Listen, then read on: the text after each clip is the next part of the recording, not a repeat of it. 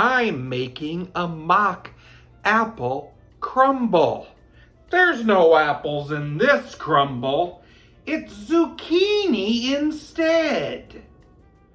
I'm ready for a mock recipe.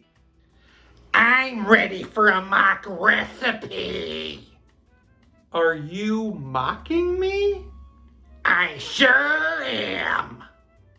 It's mock recipe time.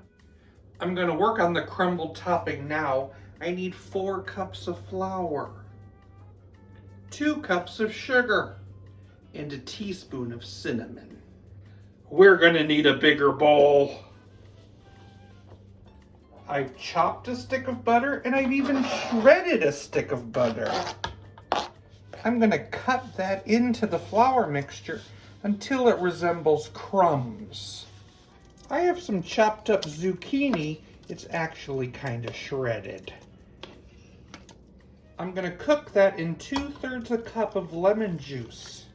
If you're using fresh chopped zucchini, it'll take a while. You need it to be tender. And then add 1 cup of sugar, a teaspoon of cinnamon, 1/2 teaspoon of nutmeg, and a 1/4 teaspoon of clove. Cook it for a minute longer and then remove from the heat. I'm going to mix in about a cup of that flour mixture in with that zucchini. It does have an apple-like look. I'm going to press 1/2 of the flour mixture into the bottom of the pan. Now add that zucchini mix. Now I'm going to sprinkle more of that flour mix on the top. I'm not going to use all of this. It seems like quite a lot, so I'll sprinkle a little bit out. Okay, I'm going to bake it in a 375-degree oven for about 35 to 40 minutes. Mock apple crumble. Let's give it a try. Here we go.